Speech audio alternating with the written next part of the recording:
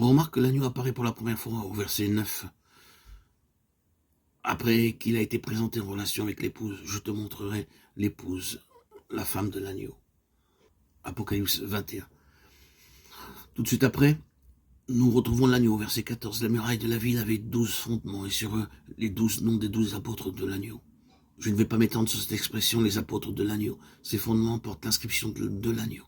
Mais que représente cette muraille? Que symbolise-t-elle?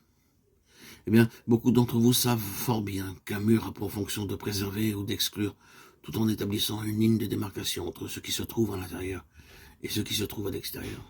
Ceci est inclus dans le mot témoignage, la muraille du témoignage. Nous sommes ici en présence d'une grande et haute muraille, et quand on considère les dimensions de la muraille de cette ville, on s'aperçoit qu'elle est d'une étendue et d'une hauteur considérable. Elle représente tout simplement la plénitude de l'amour de Christ. C'est un endroit immense qui contient en son sein d'énormes richesses qui correspondent vraiment, comme nous l'avions déjà dit lors de notre précédente méditation aux paroles de Paul dans sa lettre aux Éphésiens, chapitre 3, versets 18 et 19.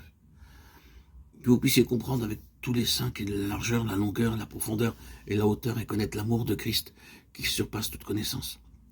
En fait, la muraille, c'est l'amour de Christ qui surpasse toute connaissance. Donc une fois passé le stade de la typologie, du symbolisme ou du langage imagé, ce peuple racheté, est l'incarnation de cet amour de Christ qui surpasse toute connaissance. La longueur nous ramène à l'éternité passée, au bien-aimé du Père, auquel celui-ci, dans son grand amour, a fait don d'un puissant héritage. Tout a été créé par lui et pour lui. Colossiens 1, 16, Romains 11, 36. Il est dit, l'apôtre, l'héritier de toutes choses. Hébreux 1, 2. Le bien-aimé, le premier-né du Père, est l'héritier de toutes choses. Et il remplira de sa présence l'univers entier. Éphésiens 4, 10. Le plan de Dieu consistait donc à rassembler toutes choses en Christ. Telle est la mesure de l'amour du Père pour son Fils. Le Père le présente comme son Fils bien-aimé. L'immensité de l'amour insondable de Dieu est entièrement concentrée dans la personne du Fils. Voici quelle en est la longueur, d'éternité en éternité. Puis, sa grâce nous a favorisés dans le bien-aimé, Éphésiens 6.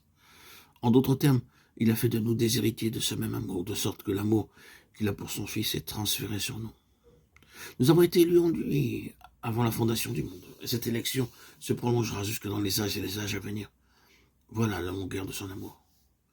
La profondeur de cet amour s'exprime à travers la rédemption qui détruit le mal à la racine.